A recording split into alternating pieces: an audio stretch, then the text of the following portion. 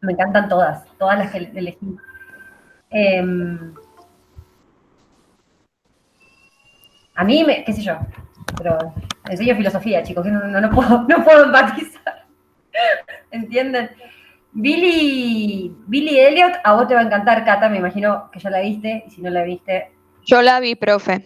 ajá. Bueno, si ya la vieron, vuelvan a mirarla así tipo repasadita para elegir las escenas con que contestar las consignas y sirve mucho, o directamente cuando este, relean las consignas, capaz que ya pueden identificar escenas si ya la vieron.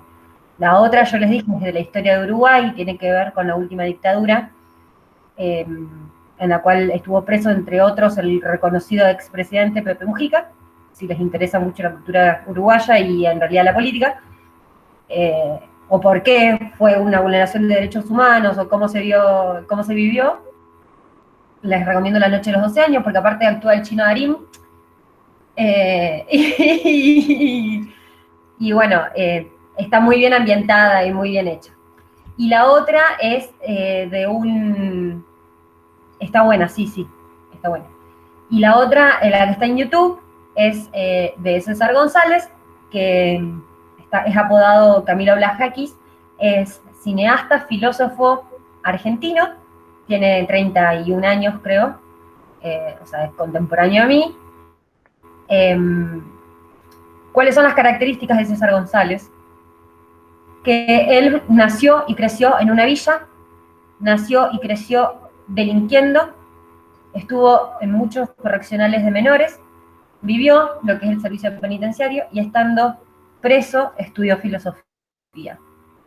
Cuando sale de la cárcel, vuelve a la villa y en vez de irse, conseguir trabajo y demás, eh, fundó un centro cultural en una de las villas de Buenos Aires, que no recuerdo cuál es, y básicamente enseña cine, filosofía y demás cosas a la gente de ese barrio. Obviamente, imagínense ustedes lo importante que es su tarea, porque en realidad esa película lo que muestra es cómo nace la delincuencia argentina.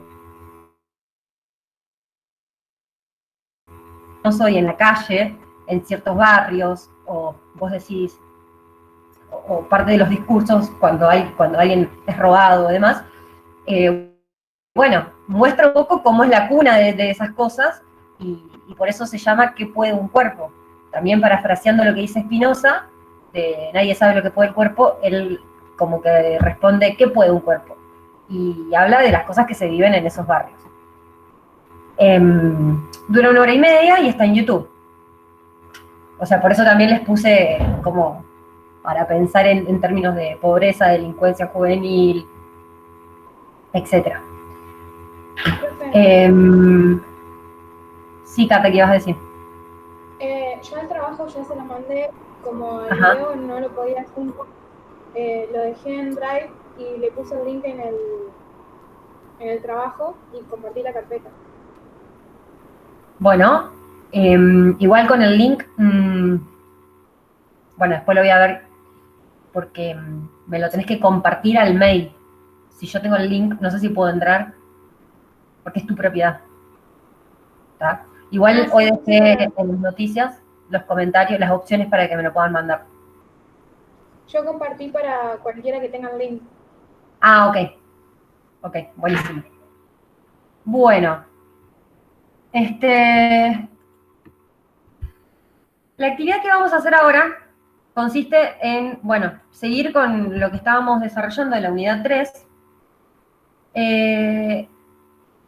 Parte se los voy a explicar yo, parte de las categorías antropológicas las van a deducir, porque quiero que ejerciten también el hecho de entender las palabras más allá de los significados explícitos. Y bueno, quería preguntarles si habían leído la última clase, sobre todo para saber si, cuando digo categorías antropológicas, por lo menos ya saben de lo que estoy hablando.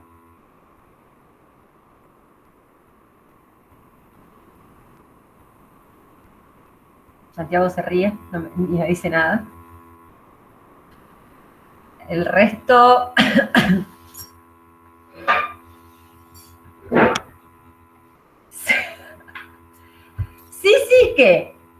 Sí. A ver, si yo les digo la palabra antropológicas, o les puse algunos ejemplos tipo antropomorfismo, antropólogos, antropos, bueno, igual, depende de una palabra griega, a ver si le ponen acento eso. Antropo, palabra griega para definir al hombre. Bien, palabra griega para definir al hombre. Entonces, todo lo que diga antro tiene que ver con hombre, ¿sí? Y después los finales de las palabras tienen que ver. Antropología, logía, tiene que ver con la ciencia del hombre, ¿sí? Entonces, cuando hablamos de categorías antropológicas, estamos hablando de categorías que constituyen a los seres humanos, ¿sí? Yo les dejé un cuadrito que les dije que ese iba a ser su ABC de acá hasta que rindan la materia o la promocionan eventualmente en el coloquio final. Y les dejé dos cuadritos, uno de categorías antropológicas y otro de dimensiones educadas. Bien, el de categorías antropológicas es el primero que vamos a analizar hoy y empieza con lo siguiente que voy a mostrar ahora.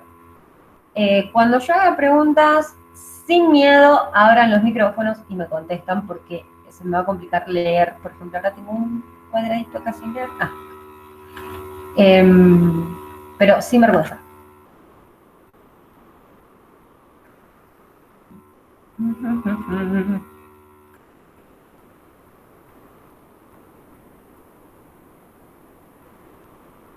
Bien, ¿están viendo? No. Ahora se me está poniendo. Ahora sí. Ok. Ahí va. Bien, ¿están viendo la carátula, la primera pantalla? ¿Sí? Ok. Bueno. Hola, Maxi.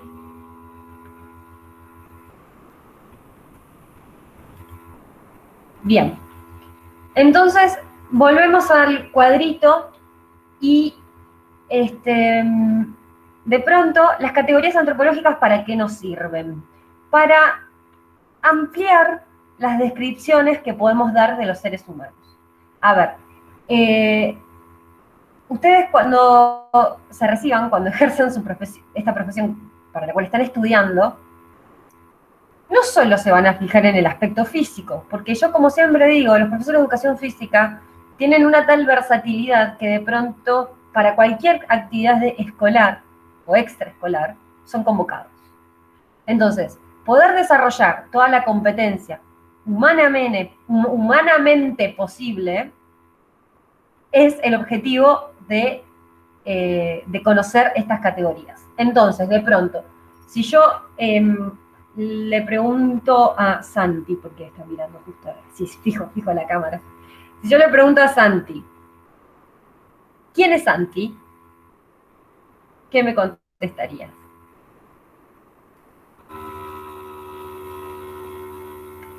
Una persona.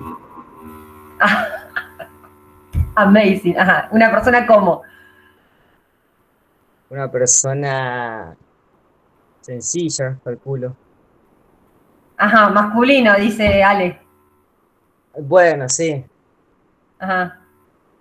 Sencillo. Mira, ¿viste cómo automáticamente quisiste ir por la parte de la psicología y de la identidad propia de cómo sos y no desde de lo físico?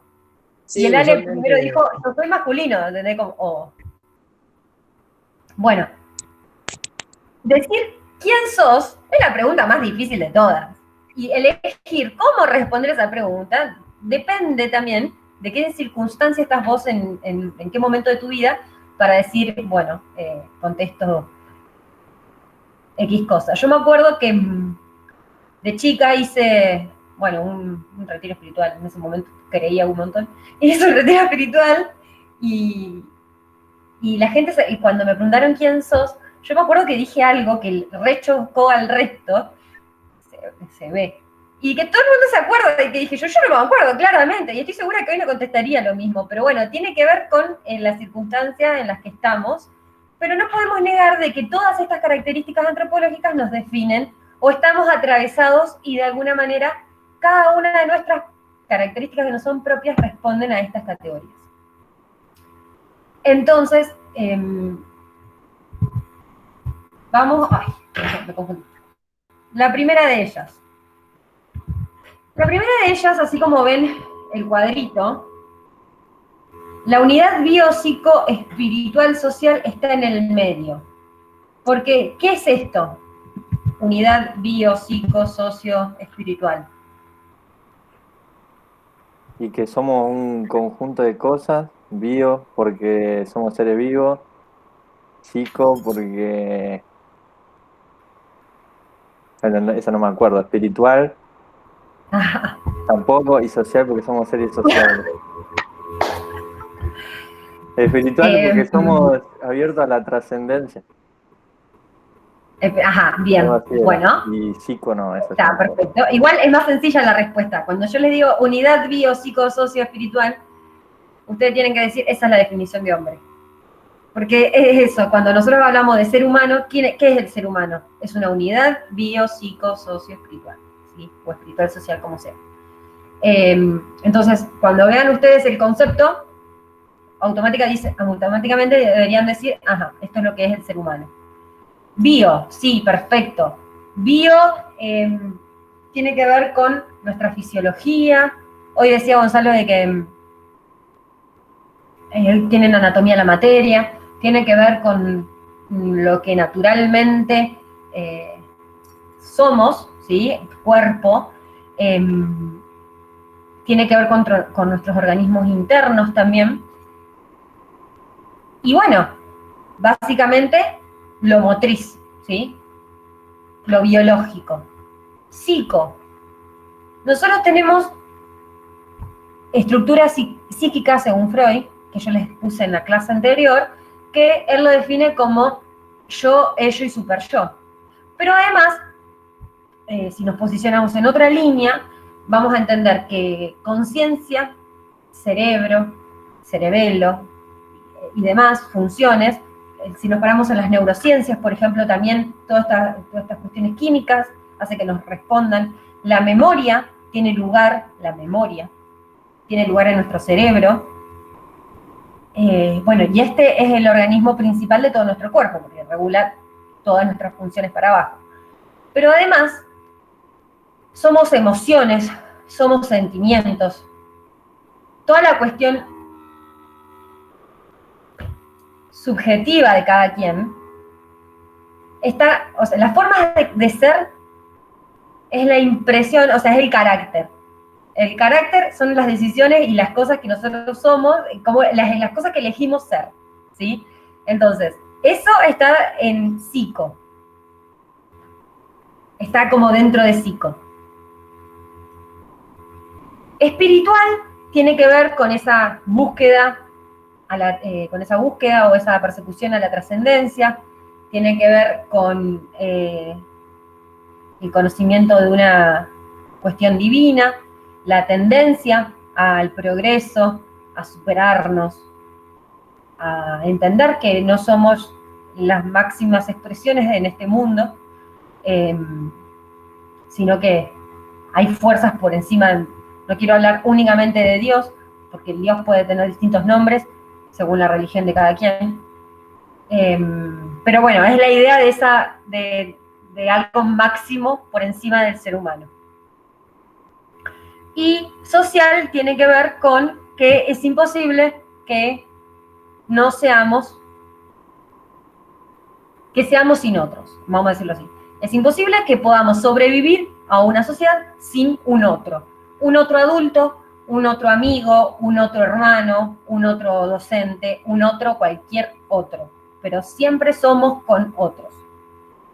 Yo les decía en la clase que quizás ya lo han visto en pedagogía, con el niño de Iberon, el niño lobo, que lo encontraron y que bueno, fue imposible reencauzarlo en la vida civil, digamos, porque nació y creció con los lobos, allá por el 1700, 800, bueno, no me acuerdo, en Francia. Cuestión es que no está corroborado, porque es imposible que se puedan llevar a cabo estos experimentos. O sea, no es que no se puede experimentar que un ser humano no puede sobrevivir sin otros, porque no correspondería para nada con una cuestión ética, ¿sí? Pero sí hay muchos casos, muchísimos casos, de niños y niñas perdidos en el mundo, que por ejemplo, yo cuando enseñaba pedagogía, a principio de año, el niño de Ibron es un caso, porque fue muy conocido y hicieron una película, pero además hay casos en la actualidad, en lugares donde todavía hay mucha ignorancia y mucha pobreza. Había una niña, que no me voy a acordar ahora el nombre, que la daban por muerta porque se había caído un pozo, y la rescataron, no me acuerdo qué animal, y se crió con esos animales. Creo que eran perros. Bueno, cuestión es que, claro, reproducía lo que ella había visto, porque se cayó a la edad de los 2 años y hasta los 10 no la encontraron. Entonces, después les puedo pasar la noticia.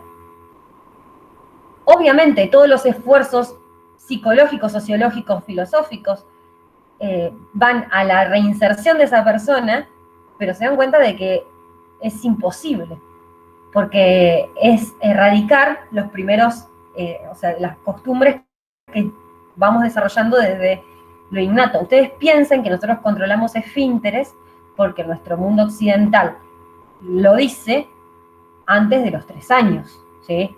A los 3 años la mayoría de los niños dejan de usar pañales y, bueno, ya están institucionalizados con jardines y demás. Todo eso va transformando nuestra subjetividad al punto de que, bueno, si alguien de pronto a los 10 años tiene que volver a acostumbrarse a todo esto, es prácticamente imposible. Y bueno, de hecho los casos que han habido demuestran que es imposible. Entonces, esta es la definición de hombre que vamos a manejar siempre, ¿sí? Entonces, si volvemos a la pregunta, Santiago, ¿quién sos? Tendrías que decir, soy persona, masculina, y ahí sí podés apelar a lo psicológico, después apelar a lo social y a lo espiritual, ¿sí? Entonces esa es traducir eso en cada quien, de alguna manera es una posible descripción. Pero, de pronto, si Santiago dice, soy un pibe sencillo, también es una definición de él en sí mismo, por estas categorías antropológicas que lo que nos permiten es ampliar esa descripción de cada quien. Entonces, la primera de ellas tiene que ver con ser en construcción. ¿Qué quiere decir la palabra construcción? Cuando algo se construye, significa que ¿qué?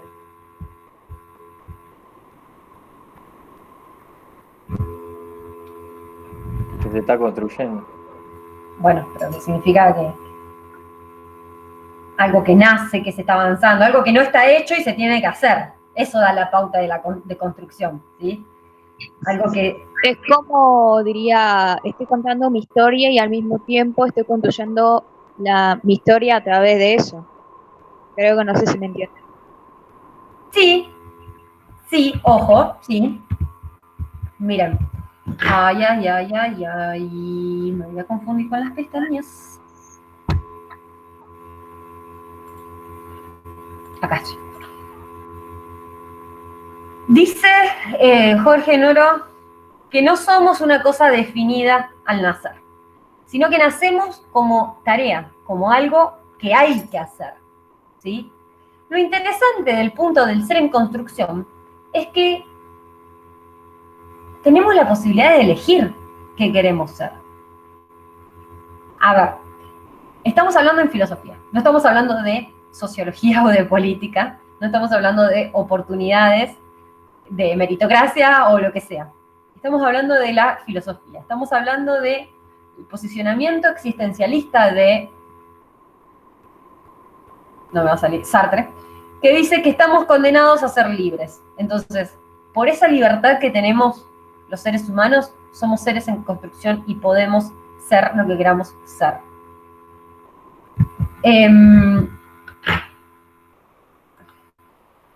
Entonces, podemos elevarnos o destruirnos, ascender o desbarrancarnos en el abismo de la nada.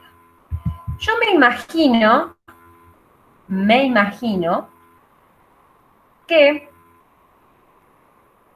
la mayoría de las personas presentes que conocimos algún tipo de droga, y con esto hablo de las legales o las ilegales, no lo hicimos de la mano de nuestros padres, sino de la posibilidad que tuvimos de vivir la adolescencia, de entrar en contacto con... En algún momento, yo creo que todos, y si no, ya les va a tocar, elegimos tomar, fumar, o cualquier otro verbo para decir incorporar, o no, ¿sí? Entonces, cuando se refieren a las adicciones, por ejemplo, personas que son adictas a determinadas cosas, siempre hubo una cuestión de voluntad, porque esa persona no nació con esa adicción. Piensen eso.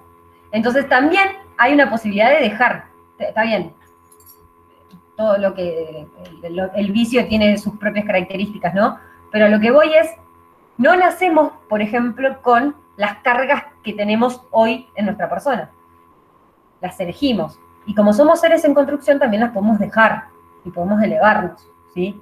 Entonces, no significa esto de que no es que llegamos a una edad en la que somos una meseta y ya está, si no lo hiciste hasta el momento, no. No. Y esto va para todas las edades y para todos. De los presentes, de los 15 que estamos ahora conectados, ¿quién es el más grande? ¿Quién tiene más de 22? Debe ser 23. Emanuel, 30. ¿Nadie más? No, disculpame, yo tengo 29. Mil, dice. Yo soy más grande vos, Emanuel.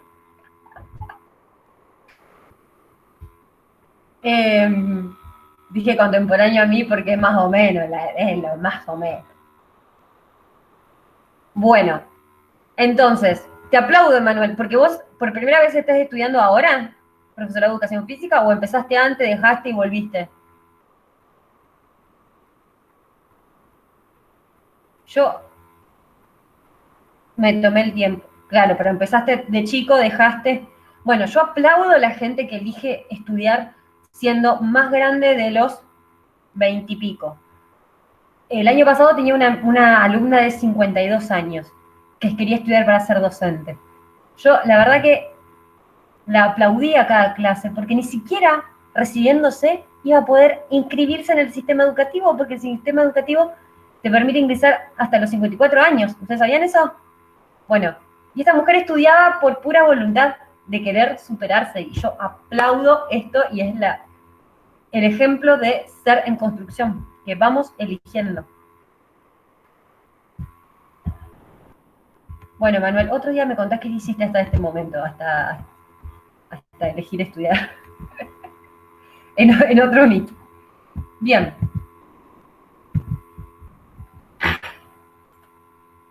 Individuo y persona. Decir, por ejemplo,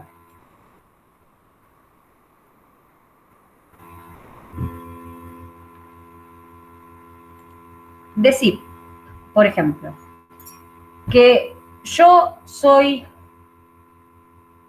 Charo, es decir que yo soy mujer, que soy bla, bla, bla, pero además que soy, a ver, ¿cómo decirlo? Soy humana, pero soy humana mujer. Soy humana mujer, tengo pelo, tengo, no sé, todas las extremidades, tengo más panza que otra cosa, tengo ciertas características, pero además tengo una actitud que me hace mi única, que me hace irrepetible, no solo desde lo corporal, porque nadie más va a tener mis rulos, mi panza, en mis extremidades, más o menos desarrolladas, sino que además tampoco nadie va a tener mi personalidad, mi actitud, mis escala de valores, mis sentimientos, mis formas. Entonces, sí, soy un ser humano igual que todos ustedes, sí, seré mujer igual que todas las mujeres, en el sentido de las cuestiones fisiológicas, pero ni mi cuerpo es igual a otro, ni mi personalidad, que sería mi alma, va a ser igual, mi alma en el sentido de esta, perdón, estoy en individuo de persona, perdón. Mi personalidad, que sería la parte de persona, va a ser igual a otra subjetividad por ahí, ¿sí? Entonces, esta es otra categoría antropológica que tenemos que saber indudablemente, porque capaz que escuchamos muchas veces esto de que somos únicos e irrepetibles, pero yo creo que nos los olvidamos en el camino también. Y por ahí,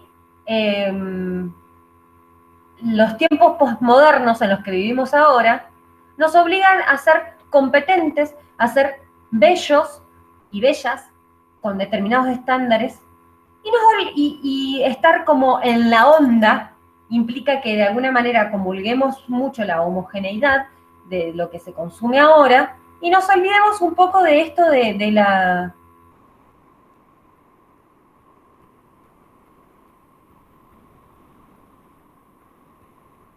Y nos olvidamos un poco esto de la... de ser nosotros mismos, de la autenticidad, de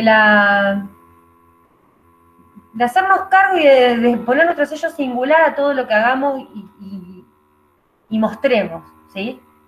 Entonces, somos individuos en cuanto que todos somos individuos. Pero, personas es lo que, de alguna manera, el sello característico de cada quien, ¿sí? Bien, apertura a los demás. Intersubjetividad. Si decimos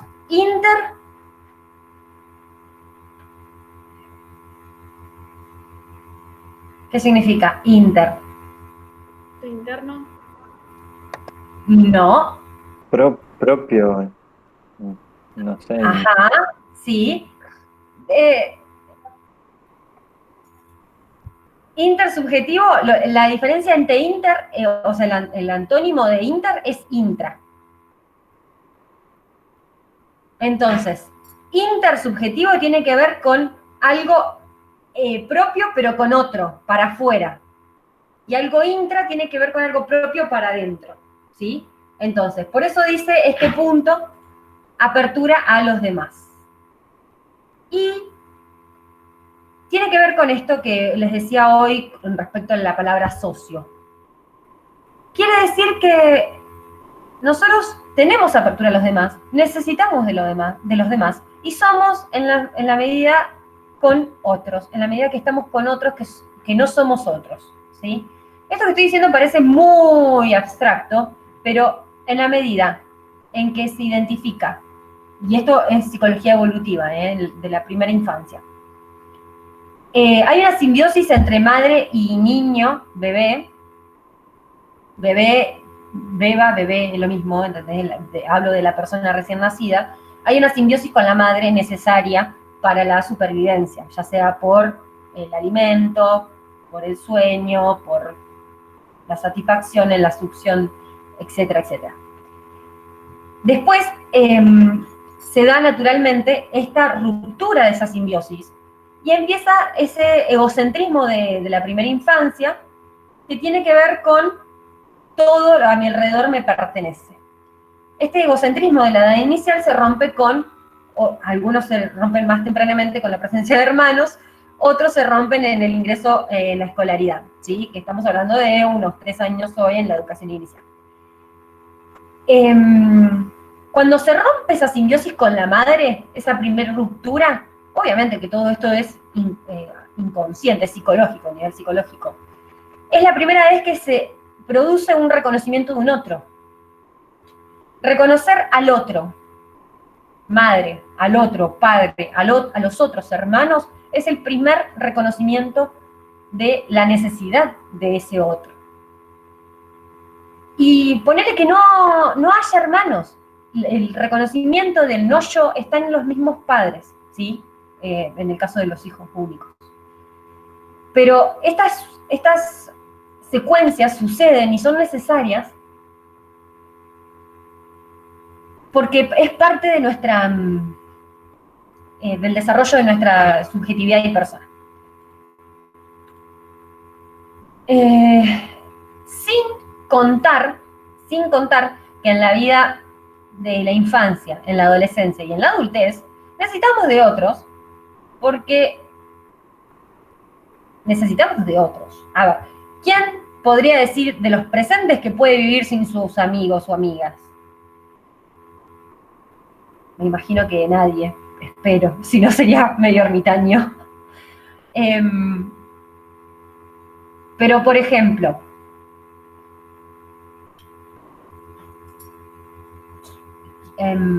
a ver cómo preguntarlo.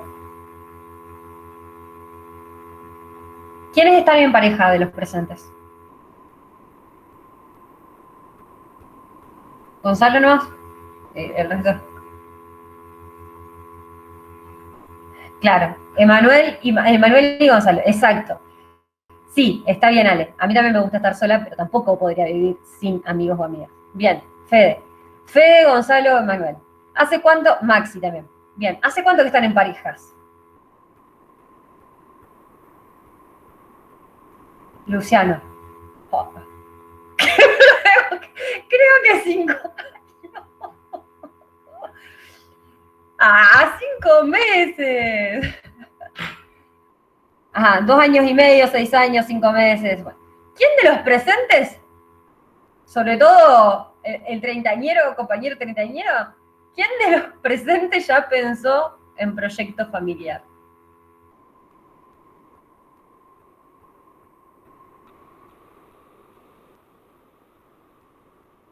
¿O está lejísimo eso? Maxi, ok, bien. Para Maxi, ¿cuánto dijiste que estabas vos? 6 años, ok. Hace 6 años Maxi seguía siendo Maxi. O Maxi tenía otras características, pero era Maxi. Maxi seguro que tenía amigos hace 6 años. Hace 6 años incorporó a esta nueva persona en su vida y ahora proyecta familia. Y proyectar familia tiene que ver con esta apertura a los demás. ¿Por qué? Porque si no pensásemos en la posibilidad de ser padres o madres de un ser que viene a este mundo, ¿cómo se reproduce la sociedad? ¿Cómo se...? O sea, es parte del ciclo sin fin de la vida, digamos. Pero a mí me parece muy loco cómo, viéndolo así como fuera de una pareja, cómo se van gestando estas ideas de este proyecto que se negocia y se construye entre los dos. Me imagino que la presencia de una pareja en la vida de cada quien marca un antes y un después. Definitivamente.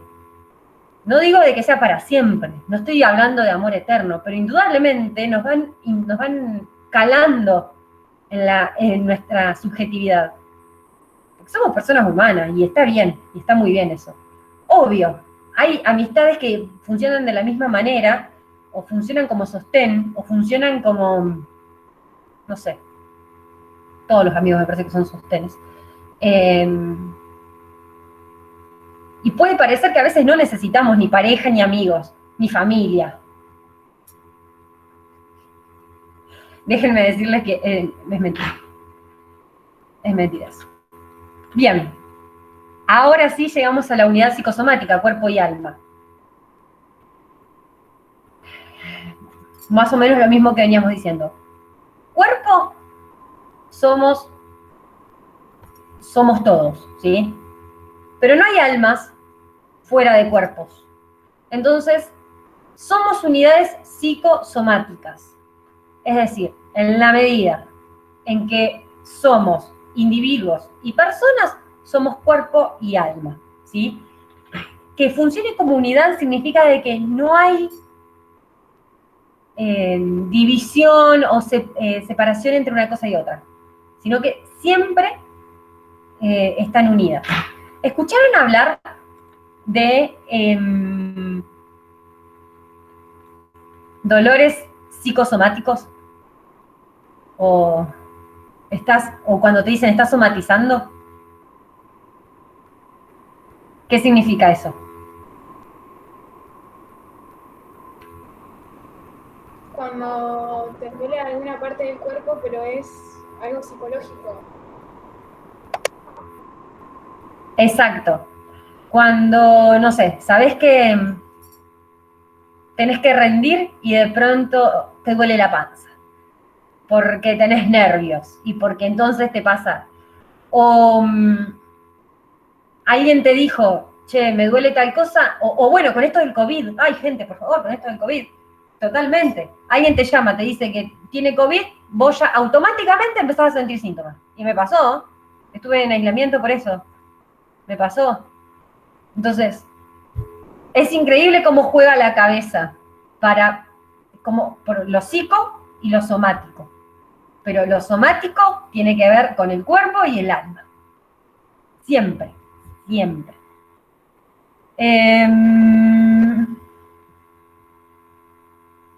Claro, empieza con algo psicológico y termina siendo real, o a veces no, ojo. A veces es solo una proyección. Bien, ser en el mundo.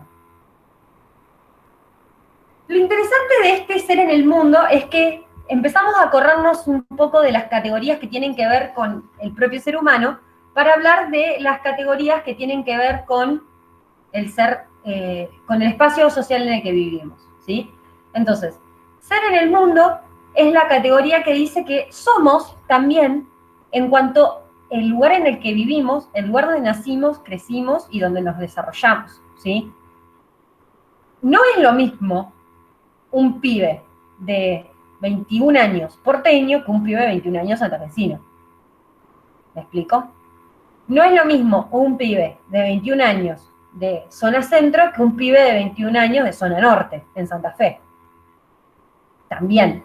Todas estas categorías interpelan al ser humano en cuanto que estamos en alguna parte de este mundo, de este espacio, y dice la descripción: estamos sumergidos en el espacio y en el tiempo. No nos podemos salir de él,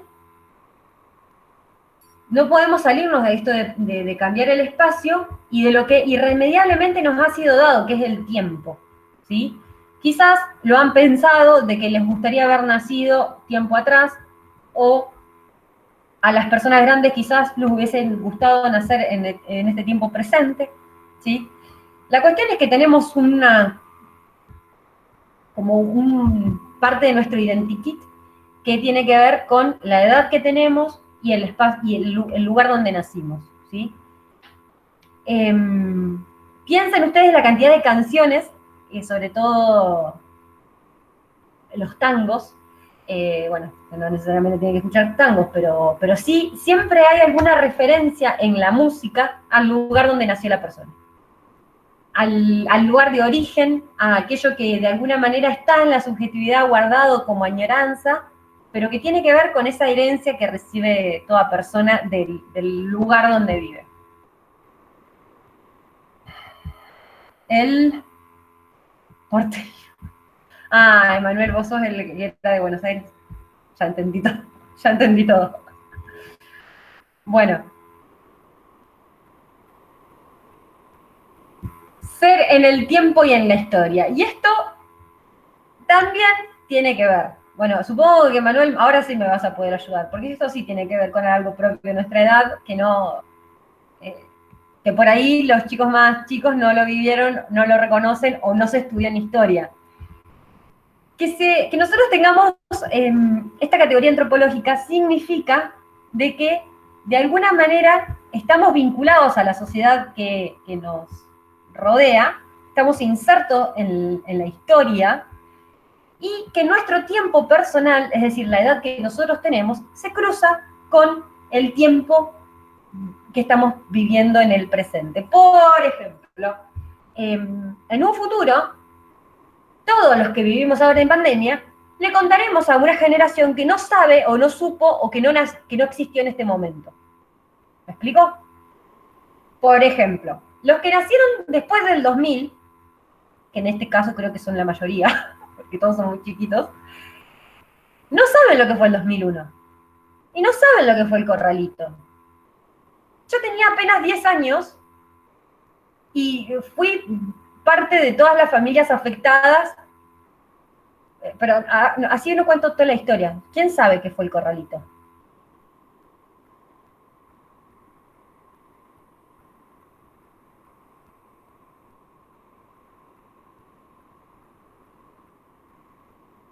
Bueno, Emanuel, 2001, ajá. Sí, Gonzalo, abrí el micrófono, dale. Mándale, Mecha. No, se me está desconectando porque no tengo wifi, estoy con los datos, pero... sí, Ok. yo soy del 2001 también, pero sí, estudié lo del corralito y sé lo que fue. Ajá. Bueno, pero...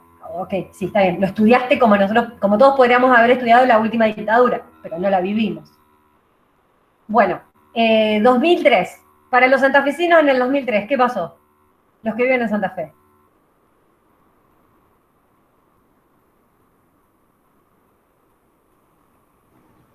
La inundación. Exacto, la inundación. La peor inundación de todas, la del 2003. Después sucedió otra en el 2007. Pero la peor de todas fue la del 2003, la del 29 de abril. Para los que no son de acá, saben que Santa Fe estuvo, más de la mitad de Santa Fe estuvo bajo agua durante 1 mes y medio porque se descubrió que nunca habían cerrado el terraplén para el paso del agua, una crecida, la ciudad quedó bajo agua. Obviamente los sectores más desfavorecidos de la ciudad, no los sectores residenciales.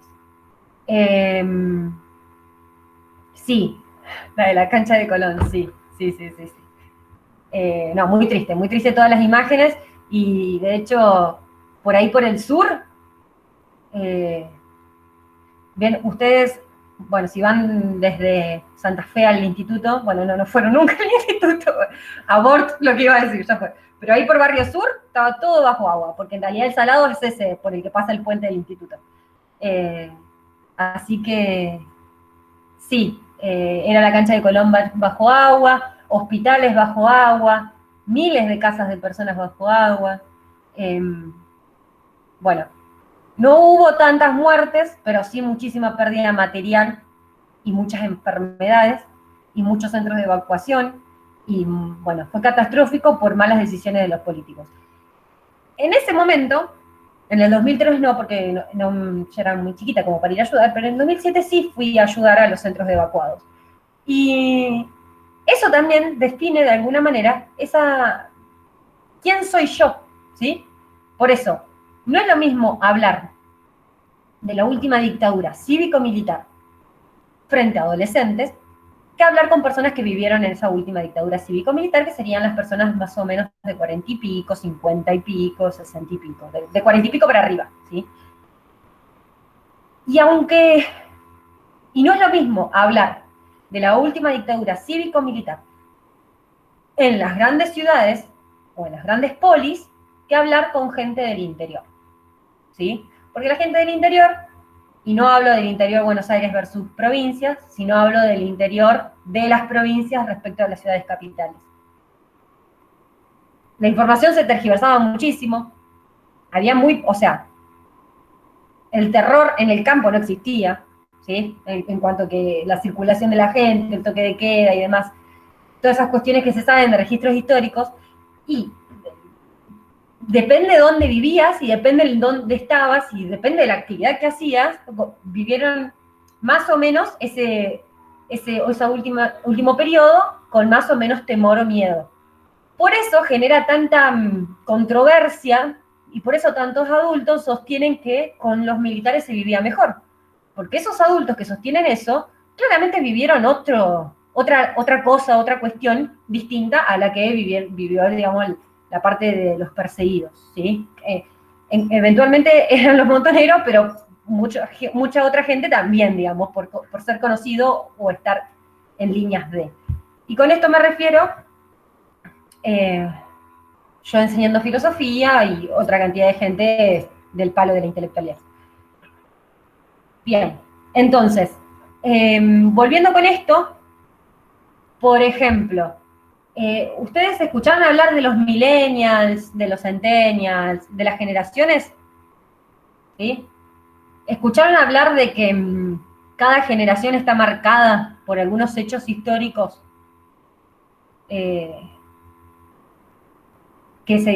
como que las generaciones parten de eso?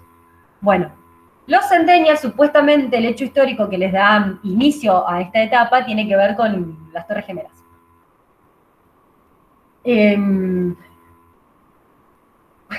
Qué sé yo.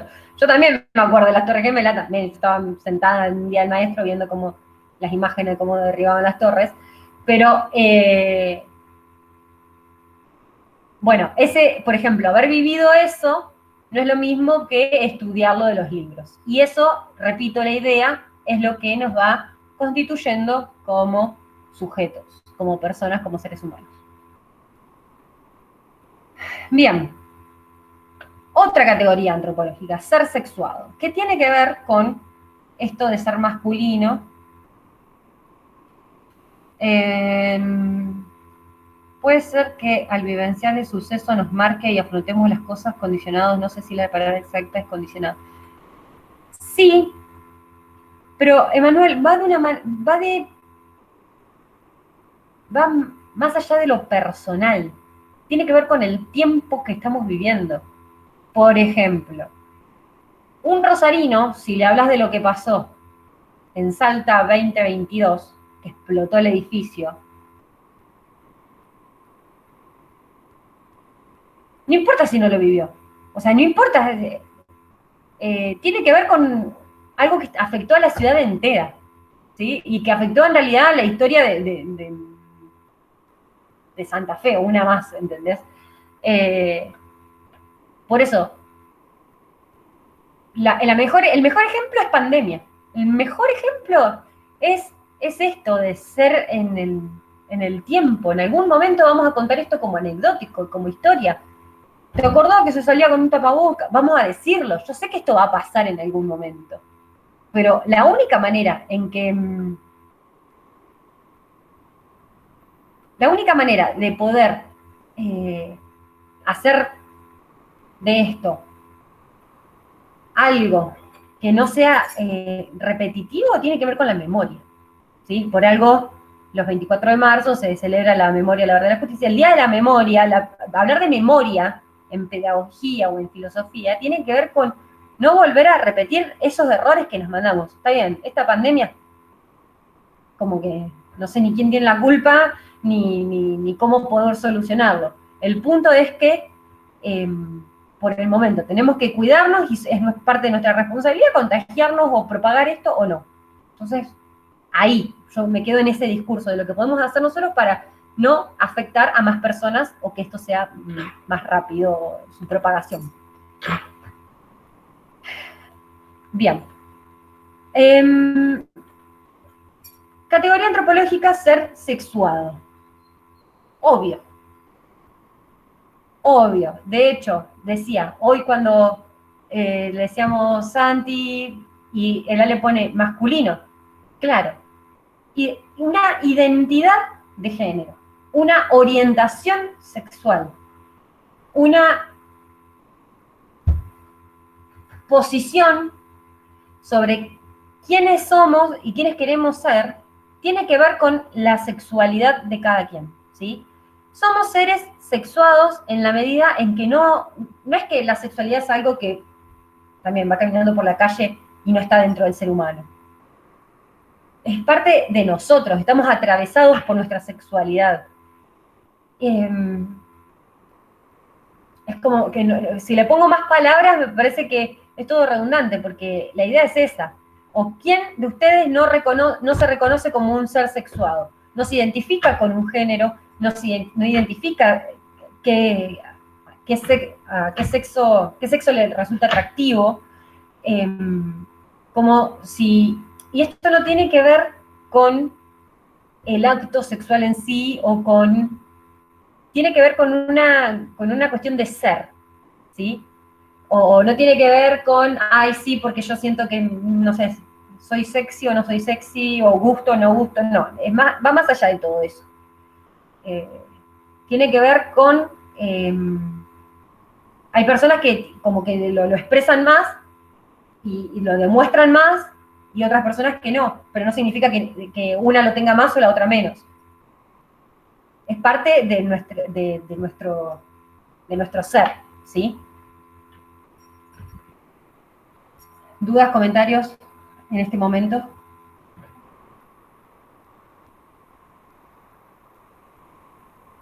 Esto iba a decir. Cuando hablamos de ser sexuado, no es que de pronto en el 2020 o del 2010 para acá hay más homosexuales que heterosexuales. Nada más que empezó a haber leyes que permitan la visibilización de esas elecciones. Pero así como la prostitución existe desde el principio de la humanidad, la homosexualidad también. Y por eso no es que, ay, sí, porque toda la movida de los derechos humanos hizo que... No, en realidad, entender, a ver, que la Organización Mundial de la Salud haya dicho de que la homosexualidad no era algo, no era una enfermedad que tenga que curarse, sino que más bien una patología puede llegar a ser la homofobia,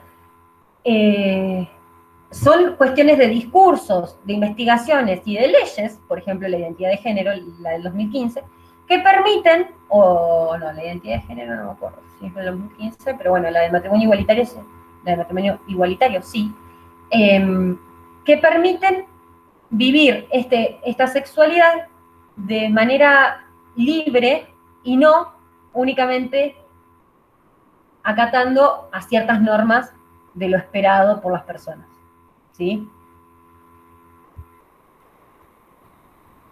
Bien. Bueno, ser libre y responsable. Esta tiene que ver mucho con la primera, ser en construcción, porque dice, el ser humano tiene la posibilidad de definir y de construir su ser, ya que no tiene predeterminado el desarrollo, el desenvolvimiento de su existencia. Qué difícil es reconocernos libres y responsables todo el tiempo. Qué difícil, porque estamos muy preformateados a echarle la culpa a otro, a otras cosas, a otras instancias, a otras instituciones, a los docentes, etcétera, etcétera, etcétera. Me cuesta muchísimo, por ejemplo, hablar de esto. Yo siempre hablaba de esto en la presencialidad, con los cursos de educación física, porque pareciera de que consideran que el nivel superior es una instancia más obligatoria del ciclo educativo. Y no. La idea de que es educación superior significa que hay una elección de su parte de estar acá presencialmente o virtualmente o cuando se retome, se retome. A lo que voy es, nadie los está obligando, entonces acá actúa su libertad y su responsabilidad. Si ustedes eligen estudiar esto, ya sea porque estuvo condicionada la elección o no, supónganle que alguien los obligó a estar acá. La responsabilidad de ustedes consiste en dejar pasar todas las materias, no entregar nada, y bueno, después se ve, o cumplir periódicamente con entregas, lecturas, participación, etc. No es que la currícula está pensada para aplastarles la vida social. No es que los docentes estamos para arruinarles su existencia. ¿Sí? Porque esto es un discurso muy de secundaria, en el sentido de, sí, bueno, pero también es una edad complicada, adolescentes, y obligatoria. Lo bueno del nivel superior es que es pura elección de las personas. Nadie obliga a nadie a estar acá. Y me parece como el ejemplo más palpable para decir, che, somos libres y responsables. Somos libres y responsables de todo lo que hagamos. Somos libres de todo lo que hagamos, pero también tenemos que ser responsables. Somos libres de sacar el carnet de conducir, pero tenemos que ser responsables para manejar. Somos libres de tomar, pero también tenemos que ser responsables de nosotros mismos. Somos libres de fumar. No te quejes si después tenés un cáncer a los 50 años. ¿Me explico? Todo el tiempo la cuestión de libertad y de responsabilidad que juega y que es muy difícil. Es muy difícil. Muy difícil. Porque... A ver, ¿sabes lo que es la responsabilidad afectiva? Tan, tan, tan, tan. Díganme que alguien sabe lo que es la responsabilidad afectiva, chicos. Chicas, iba a decir, chicos, chicas.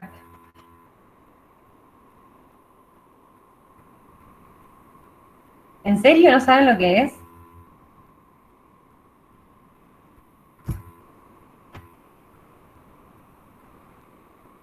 Bueno, a ver. Supónganse que están saliendo con alguien. Recién se conocen. ¿Sí? Mensaje va, mensaje viene. WhatsApp, historia, reacción, taca, taca. Se ven, todo bien, se ven, todo bien.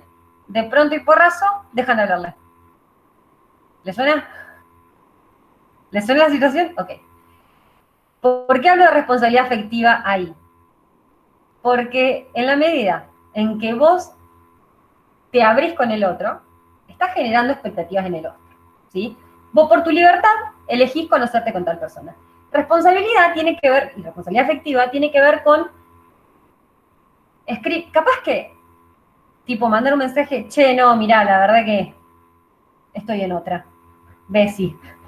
No sé, no digo de tener que justificarte todo, solamente notificar a la persona de que no se van a escribir más, no desaparecer por desaparecer. Y esa es una costumbre que tenemos súper inculcadas nosotros en la juventud, de decir, che, no me pinta más y no escribo más. ¿Y la otra persona qué? Es una subjetividad también, ¿sí? Hay un meme que dice, el mensaje que nunca existió, y dice, che, no, solamente te mando este mensaje para decirte que no te voy a mandar más mensajes. Muy bueno, muy bueno. Eso se llama responsabilidad afectiva. Apúntenlo, después lo buscan, cuéntenselo en las peñas, díganle que la profe de filosofía les enseñó eso. Bien. Otra categoría, ser que recibe, transmite, produce cultura objetiva y subjetiva. Ser que recibe, transmite y produce cultura objetiva y subjetiva. A ver, cuando hablamos de objetiva, tiene que ver con símbolos, con...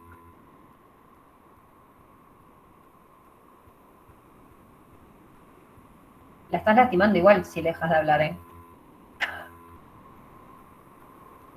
Ale. O que cero, pero si desapareces, yo me enojaría más si desapareces. Responsabilidad efectiva. Apúntenlo, otro día lo charlamos más si quieren.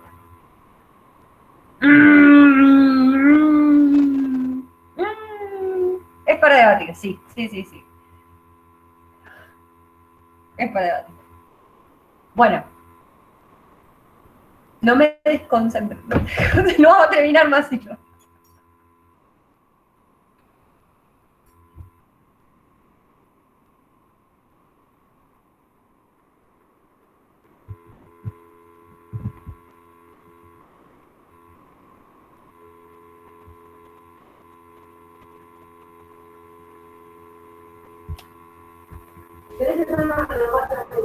Otro que lo discutimos más. Sí, Maxi. Ah, ese silencio. Yo pensé que iba a tirar un... No, para mí la responsabilidad afectiva. Sí, Maxi. ¿Querés decir algo?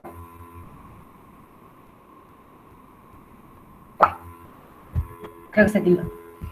Bueno, seguimos con la otra categoría.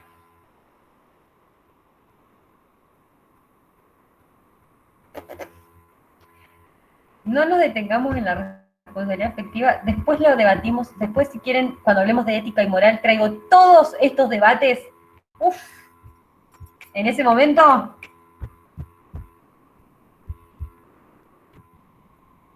yo pregunto, antes de hablar de responsabilidad afectiva, solamente hago esta pregunta para cerrar.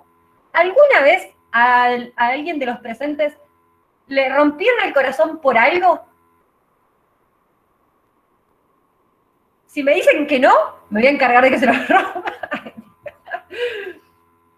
Sí o sí, si vos sentiste que te rompieron el corazón, entendés lo que es la responsabilidad afectiva. Colta, dijo Luqui. Bueno.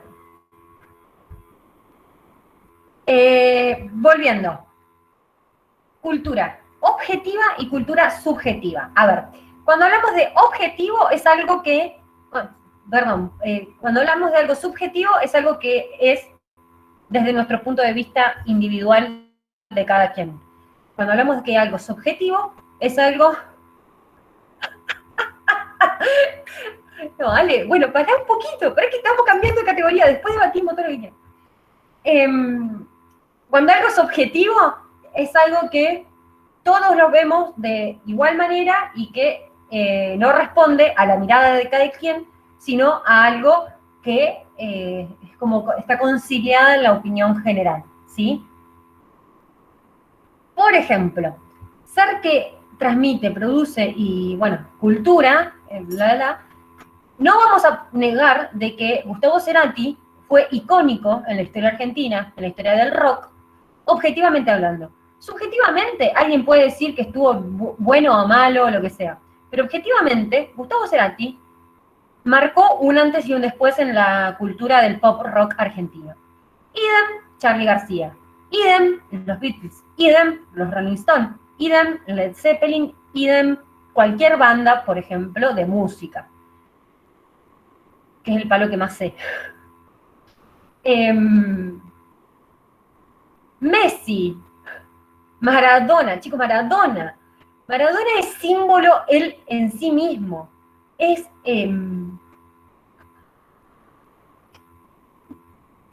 más allá de que hoy esté como está,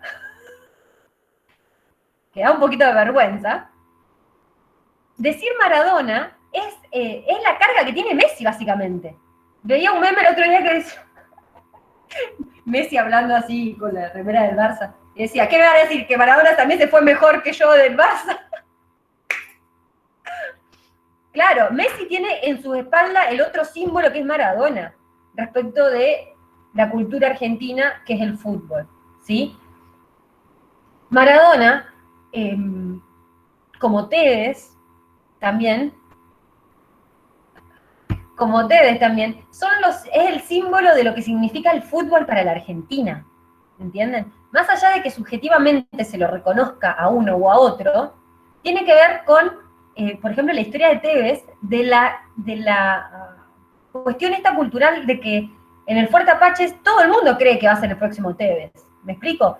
En todos los barrios más carenciados de la Argentina se tiene el sueño de ser, en realidad en todos los sectores sociales, se tiene el sueño de ser el próximo jugador de cualquier club, ni hablar de la selección argentina, ¿sí?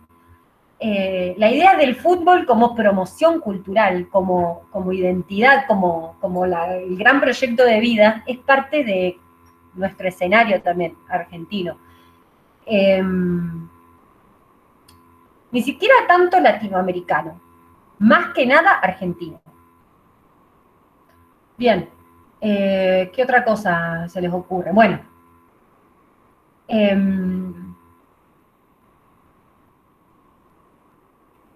cantidad de cosas que crearon los argentinos, por ejemplo, mañana es el Día Mundial de la Dactilografía. ¿Por qué?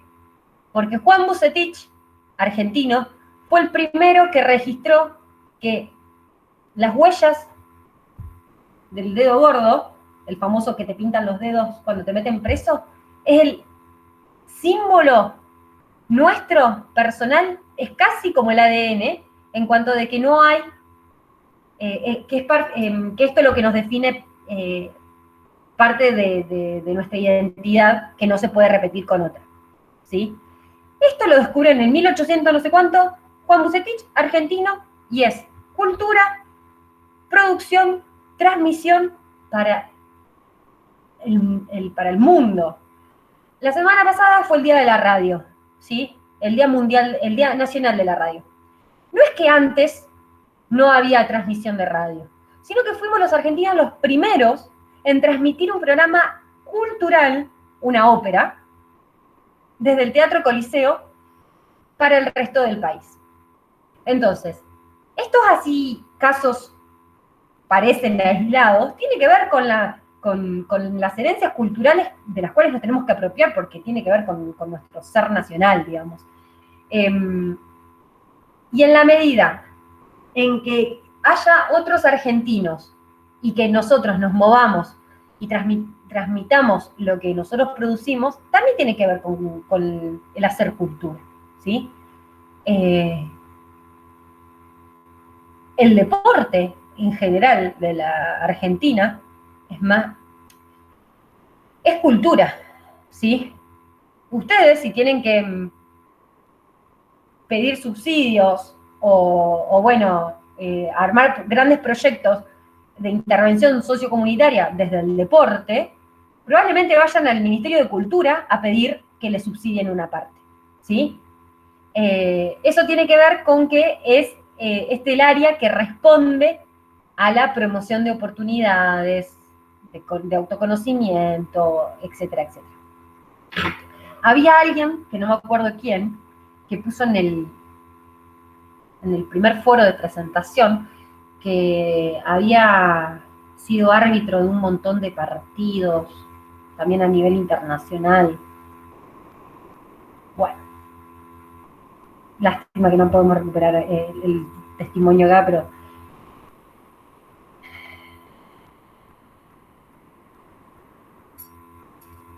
bueno, esa persona nos podría contar su experiencia. Bien. Ser productor de símbolos. A partir de ahora, no puse ninguna descripción a propósito, para ayudarlos a ustedes a pensar. Última media hora y vamos, así, rapidín. ¿Qué es un símbolo? Es parte de lo que dije antes.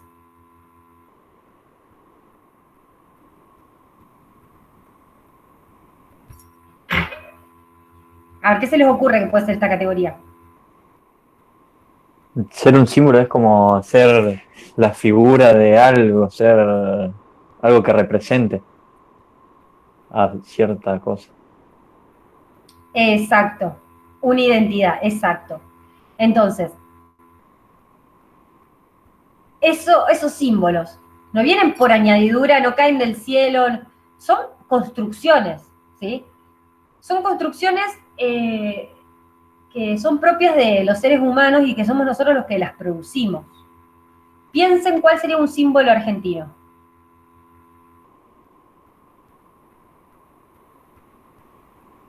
El mate. El mate. De una. ¿Qué más? El asado, sí, por Torta favor. frita. El dulce de leche. Empanada, torta Las frita. empanadas, torta frita, qué rico. Sí, La Nutella. completamente. Maradona, bueno. Nutella. ¿Qué cosa? Dale, no te escuché. La Nutella. La milanesa. Se recebó, sí, pero la verdad que ni lo escuché. Bien, bueno, nosotros somos los que producimos todos esos símbolos y que, bueno, chicos, a ver, yo no puedo creer todavía que el resto del país no sepa lo que son los alfajores santafesinos. ¿Cómo? ¿Cómo no van a saber? Yo no sabía que era tan característico y propio nuestro el alfajor santafesino, y que en ningún otro lugar se produce el merengue con la capa glacé, con la cantidad de dulce de leche.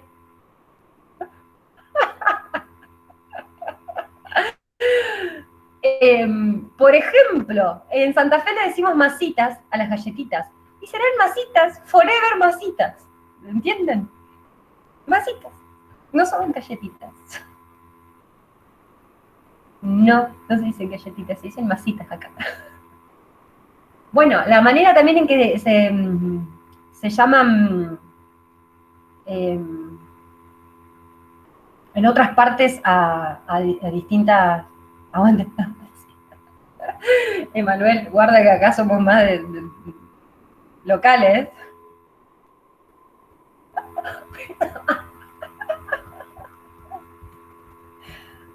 Bueno, dale, armá un listadito. No sé si estuviste presente esa clase que hablamos de la homofobia y todo eso, que también ponelo en el listado. Está bueno.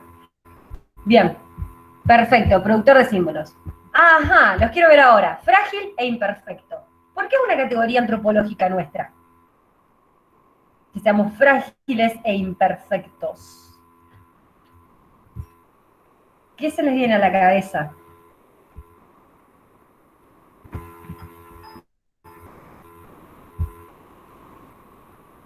Que no somos perfectos.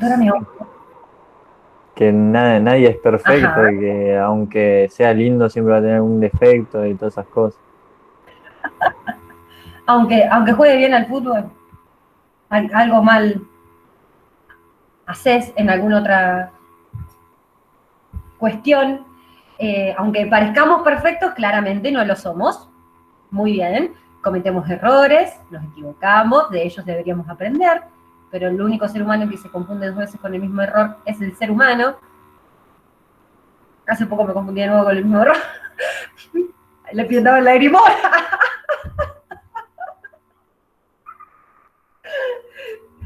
Demasiado estoy revelando de mí.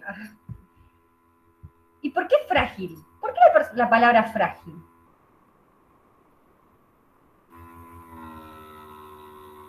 Porque nos quebramos con emociones. Tenemos emociones, ajá, pero por eso Porque nos somos frágiles. porque nos afectan las cosas que nos pasan. Sí, chicos, a ver, un coronavirus también nos afecta. Con un coronavirus también nos damos cuenta de que somos más frágiles de lo que creemos. Con el encierro nos dimos cuenta. ¿Sí? Frágiles no solamente porque somos susceptibles a enfermarnos de cualquier cosa, no estamos exceptos de nada, sino también porque nuestra subjetividad es la que se quiebra en cada uno de esos errores y demás. Desde la psicología, una ruptura que hacemos es la adolescencia, porque justamente adolecer tiene que ver con la ruptura de esa identidad infantil para asumir una adulta, y eso psicológicamente es una explosión. Y yo creo que hay otra, después de la adolescencia, que es la de asumir la edad adulta, que es esta de los 20 y pico, ¿sí? Algunos les lleva más tarde, otro más tempranamente, pero es entender que ya no somos las y los pibes de 15, sino que, de pronto tengo que trabajar, de pronto tengo que estudiar, tengo que decidir qué voy a hacer de mi proyecto de vida. Todo eso provoca angustia en el ser humano, la rutina, la decisión, la ejecución de nuestros proyectos, y nos asusta muchísimo. El miedo también es propio del ser humano, y eso también nos hace frágiles e imperfectos, pero frágiles sobre todo. Bien.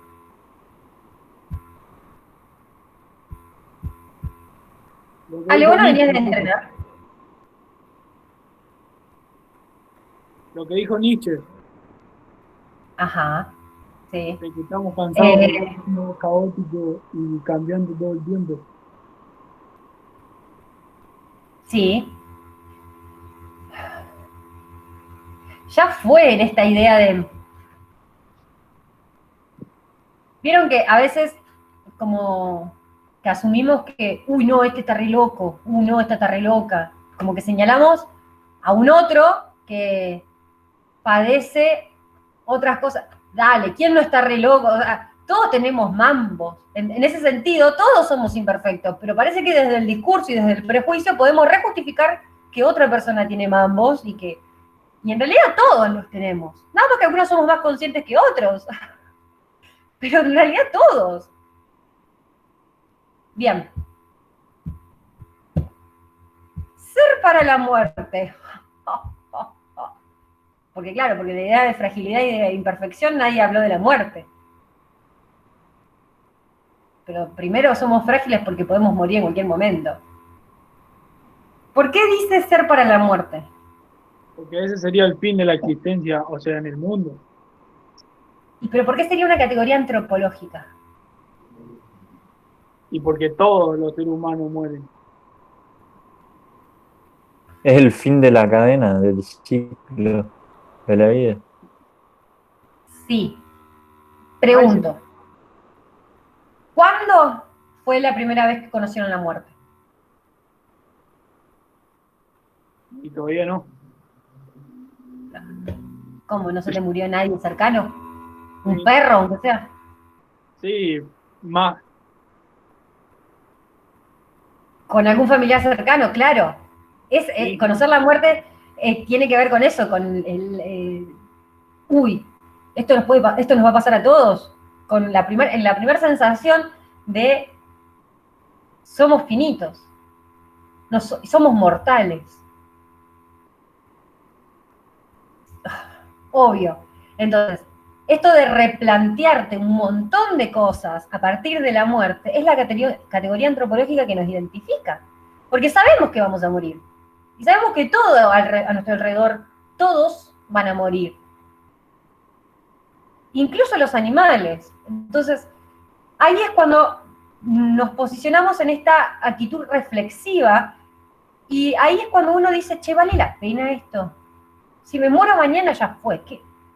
Eso es lo que a veces nos da impulso para salir adelante, decir, bueno, estamos vivos hoy, no sabemos, lo que nos da esperanza, lo que nos hace considerar los problemas que son así, empezar a verlos un poco más así.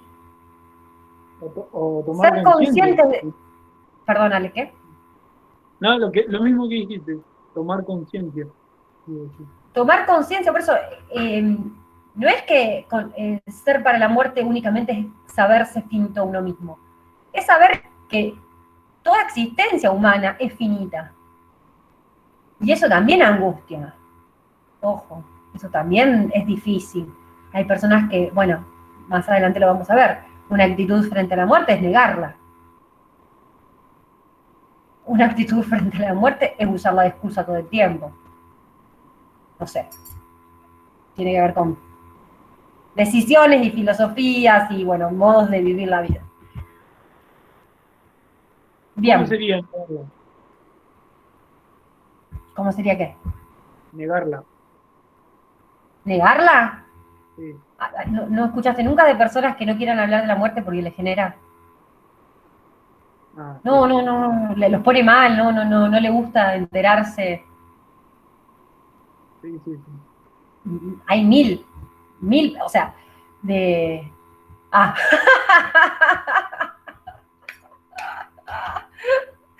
Sorry, Gonzalo.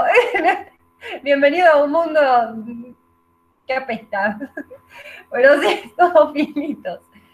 Hay personas posta que les aflige mucho saber que algún día nos vamos a morir.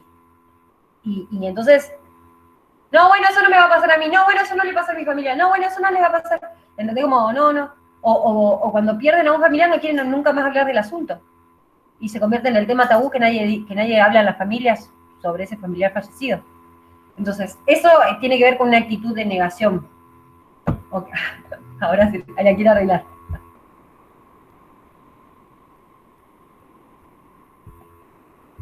Depende del momento. Obvio. Bueno, la otra categoría, abierto a la trascendencia. Esto tiene que ver con, ¿qué palabra de la definición de hombre?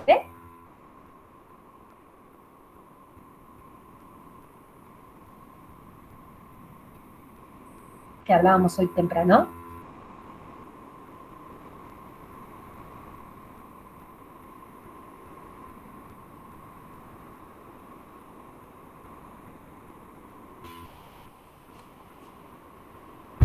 Espiritual.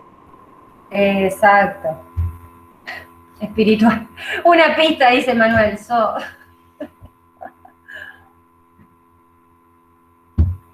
Espiritual. Estar abiertos a la trascendencia significa que nuestro paso por este mundo, por esta vida, puede ser un hito o puede ser olvidado. Tristísimo. Claro, la famosa dejar la huella. Porque yo acabo de tirar la historia más triste del mundo. ¿Vieron la película Coco?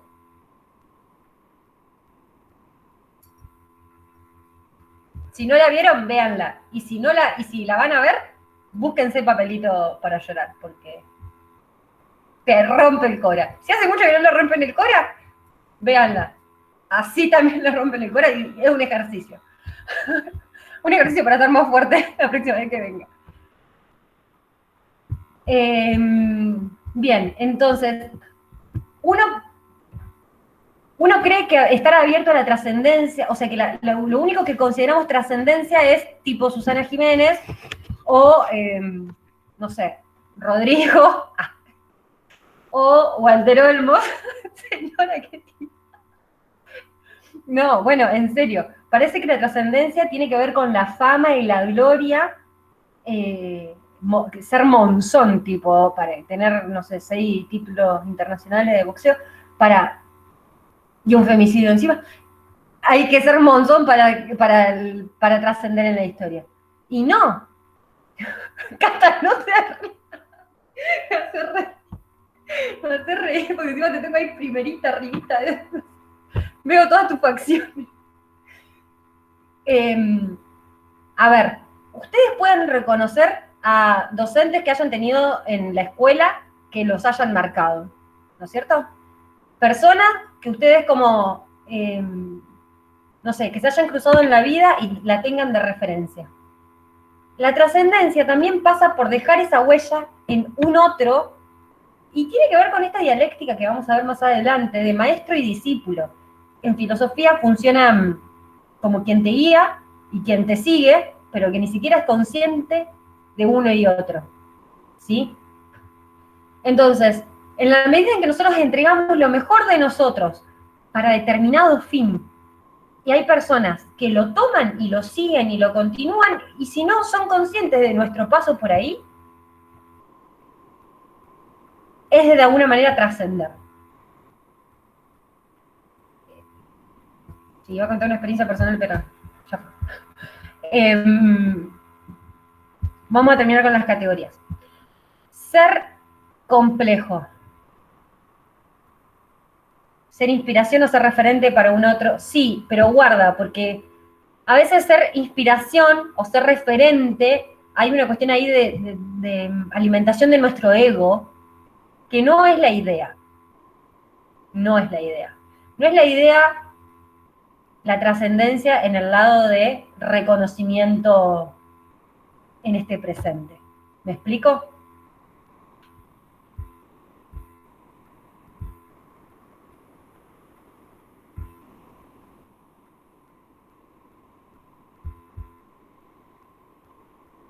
No entendí lo que quisiste decir, Emanuel. Bueno, esperen, vamos a terminar, nos falta esta y la otra. Sí, pero tampoco tiene que ver con la marca, o sea, no la muerte tiene que ser el único reconocimiento que tengamos. No.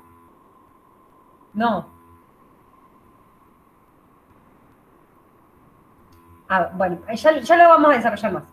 Espera, ya volvemos sobre esto.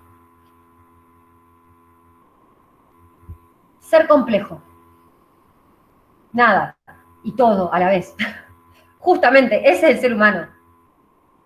Nada distinto a lo que la palabra complejo significa y todo a la vez de lo que la palabra complejo significa. ¿Sí?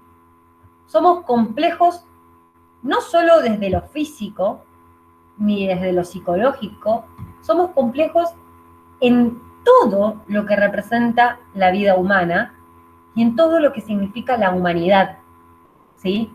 Como gran colectivo. la humanidad de todas las localidades del mundo.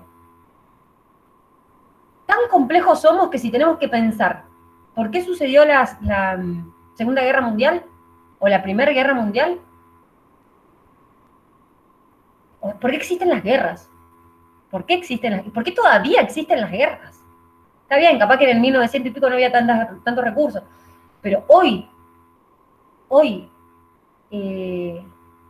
que se sobreponga el interés económico y político por encima de las vidas humanas, y en realidad debería ser la categoría antropológica ser estúpido, pero bueno, también es complejo cómo la ambición de unos pocos puede sobreponer otras vidas.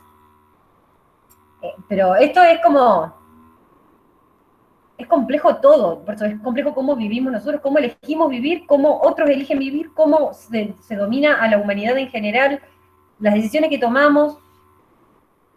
El ser humano es un ser complejo.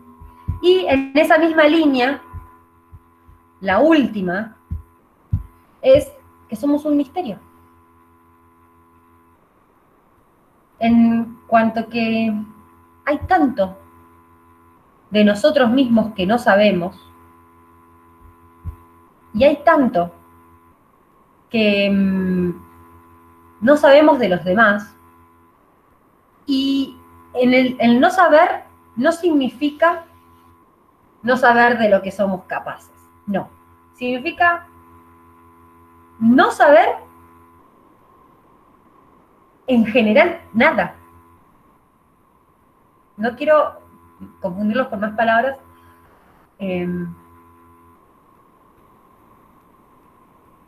A ver.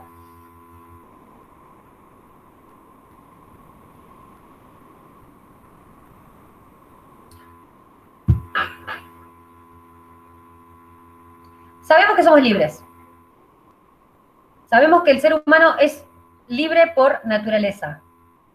¿Por qué entonces elegimos ser sumisos a decisiones ajenas, a gobiernos que rozan lo dictatorial a veces, a decisiones que otros adultos tienen sobre nosotros mismos, y somos seres libres?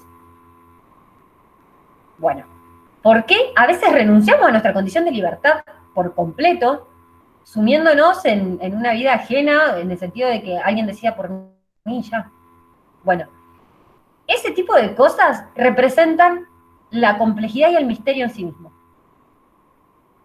Y hay millones de casos de este estilo, y no quiero dar ejemplos porque puede rozar, herir alguna subjetividad, pero estamos plagados de cuestiones que nos resultan sumamente misteriosas. Por ejemplo, ¿vieron el videoclip que les puse en el trabajo práctico?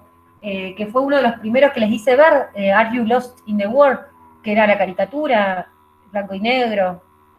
Bueno, sabemos que esa representación es el mundo actual. A nadie le importa nada, todo el mundo va detrás de la novedad, se mediatiza todo, redes sociales, no importa tanto el suicidio, no importa tanto la indiferencia marcada, etcétera, etcétera. Ahora, si todos estamos en contra de eso, ¿por qué lo seguimos reproduciendo? Ese es un misterio. Que nosotros nos encontremos en esa es un misterio. Bien. Dicho esto, ya está, esta es la última. Estas son las 15 categorías antropológicas. Hay otra, en la medida que ustedes vayan al archivo después del PDF, tiene una parte de definición de filosofía, que son algunas de las que hablamos hoy, y abajo tiene la cuestión de educación. ¿Por qué estas categorías antropológicas se transforman en dimensiones educables? Porque nosotros educamos en cuanto a ser en el mundo, educamos en cuanto a ser productor de símbolos, educamos en cuanto a ser con apertura a los demás, educamos en cuanto a ser sexuado y cuánta educación nos hace falta respecto a eso. Educamos en cuerpo y alma, educamos en cada una de todas estas categorías. Entonces, el cuadrito de las dimensiones educables, que es el otro que les dejé en la clase pasada, está formulado como fines. ¿Qué significa esto? Que está, en vez de estar explícita la categoría antropológica, está como el fin de la educación para esa categoría antropológica, ¿sí? Entonces, cuando ustedes tengan que sentarse a leer para hacer un trabajo práctico, lo que sea, tienen que tener los dos cuadritos. Y si quieren profundizar el segundo cuadrito, tienen que ir al archivo. De todas maneras, después lo vamos a rescatar con algún ejercicio tipo ejemplo, cuento, lo que sea. Pero lo voy a analizar después de que me entreguen este segundo trabajo práctico. Bien, dicho esto, voy a parar la grabación